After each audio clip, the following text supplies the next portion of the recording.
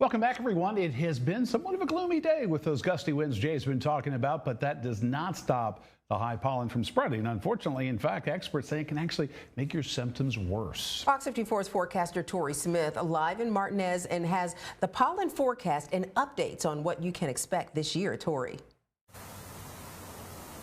Thanks, Kim. Spring is actually just around the corner, and if you've been sniffling or sneezing already, it may be because of the high levels of pollen in the area. Now, Augusta is ranked 61st in the United States for the worst allergies, but when it comes to tree pollen, Augusta is ranked 31st nationally.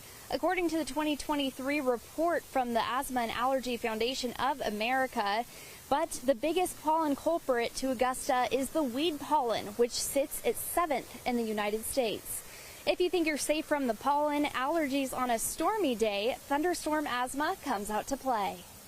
But this is when we get a lot of very high wind, a very large climate change, and the rain and the wind actually can break the pollen up and make it more inhalable, and that actually can make people wheeze, and it's associated with thunderstorms. With the warmer temperatures, even like today, the grass pollen, the ragweed pollen, the tree pollen, and of course the other types of pollen such as the trees and flowers will continue to get higher for the season. Reporting live in Martinez, I'm Tori Smith for Fox 54 Weather.